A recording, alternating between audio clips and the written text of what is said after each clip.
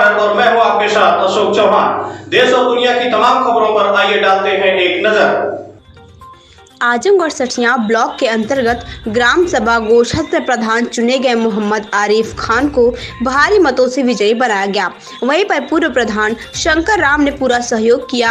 उन्होंने यह भी कहा कि आजादी के बाद पहली बार ग्राम गोशा से एक तेज और तर्रार व ईमानदार गरीबों का मसीहा, सुख दुख में साथ देने वाला प्रधान हमने चुना है। आजादी के बाद पहली बार माइनॉरिटी चेहरा अब देखने को मिल रहा है और होनहार तेज तर्रार एक शहीद इंसान की परख करते हुए हमने उनको प्रधान बनाने का फैसला लिया और हमने प्रधान रहते हुए भी जब सीट समान आ गई तो हमने उनका पूरा सहयोग किया। गोछा के ही ग्राम सभा के रहने वाले फिरोज खान ने मीडिया से बातचीत करते हुए पूर्व प्रधान वर्तमान प्रधान दोनों ने क्या कहा, आइए हम आपको सुनाते हैं। Bureau report Sarfuddin Azmi. नमस्कार, इस वक्त मैं मौजूद हूँ ग्राम गोछा में।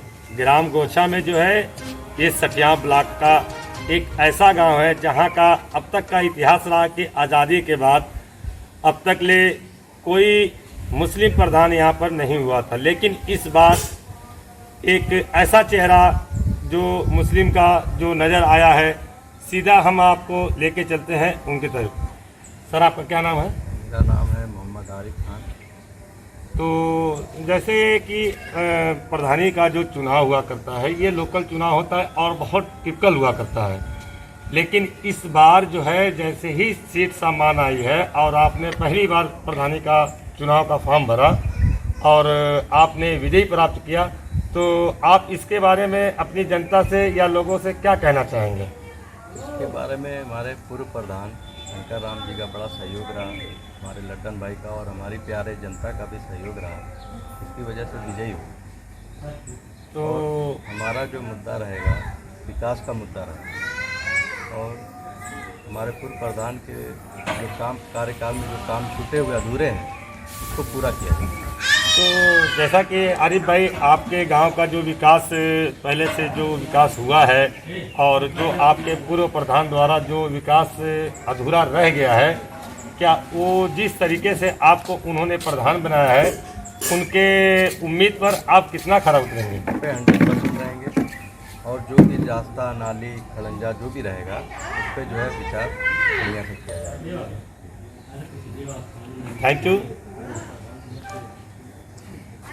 क्या नाम है आपका? मेरा नाम फिरोज अहमद खान।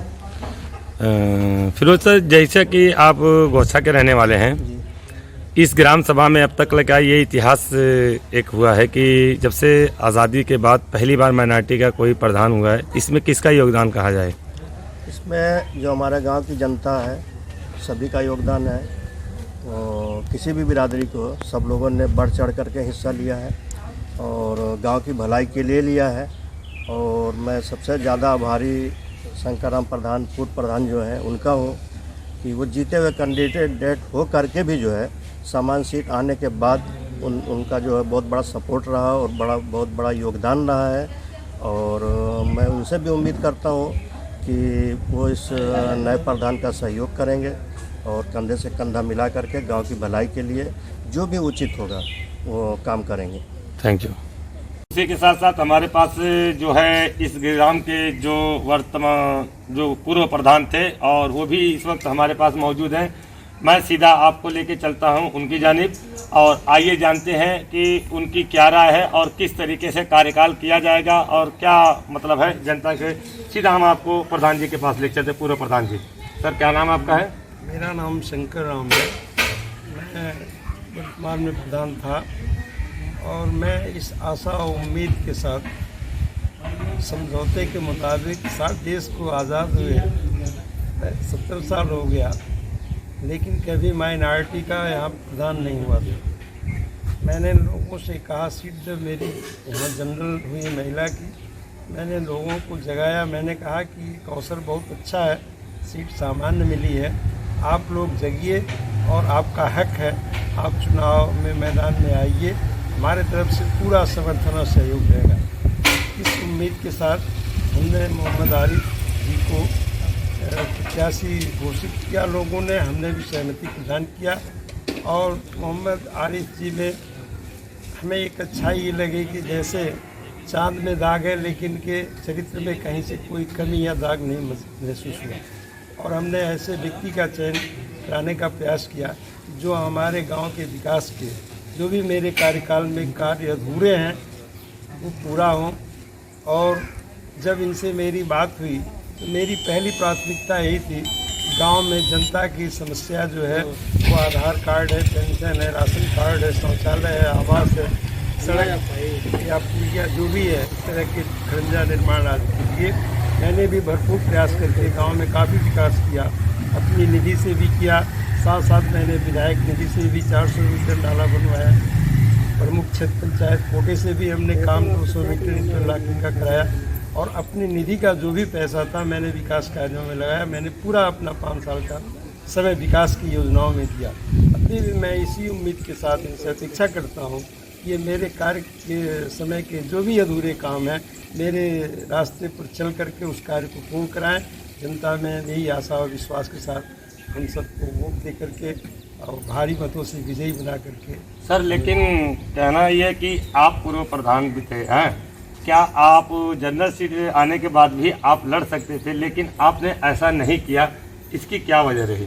देखिए, इसकी वजह ये रही कि मेरे यहाँ देश आज़ाद होने के बाद कभी माइनॉरिटी को अवसर नहीं मिला। अब मेरी एक सोच थी कि मुझे भी सहयोग से लोगों ने प्रधान बनाया इसी सीट पर। हालांकि मैं निर्वाचित प्रत्याशी था, जनता में भी मेरे विश्वास थे, संतोष भी था और सभी लोगों ने मुझे कहा कि नहीं, आप एक बार अवसर दिया जाए, आप चुनाव लड़िए। लेकिन मैंने कहा नहीं, अब मैं एक बार चुनाव लड़ लिया हूँ, सामान्य सीट है, सामान्य सीट पर आप लोग आगे आइए, मैं आपके साथ हूँ। और इसी आशा उम्मीद के साथ सब लोग आए साथ में और सब लोग खड़े भी उतरे। और मैं उम्मीद है, अपेक्षा है कि ये 5 साल जनता के बीच रह करके पूर्ण कार्य को पूर्ण करेंगे और जनता में एक नया संदेश, एक नया पैगाम जाएगा। मेरी एक सोच थी चुनाव में, जब मैं मैदान में आया तो नाली खड़ंजा और विकास के कार्य तो सभी लोग करते हैं, लेकिन मेरी एक सोच थी कि मेरे गांव में अस्पताल बने, मेरे गांव में विद्यालय बने, ताकि एक जनता का में संदेश जाए। तो अभी मेरे कार्यकाल में एक केंद्र आया भी था, हालांकि इस जगह के अभाव में नहीं वो पूर्ण हो पाया, लेकिन अब मैं अपेक्षा करूंगा इनसे, मैं भी सहयोग करूंगा, जहां भी चलना होगा मैं इनके साथ कंधे से कंधा मिला के कार्य करूंगा, ताकि मेरे गांव का जो भी विकास कार्य अधूरा उसको पूर्ण किया जाए। Thank you. आप देख रहे थे न्यूज़ 9 भारत के साथ सरफुद्दीन आजमी की एक खास रिपोर्ट।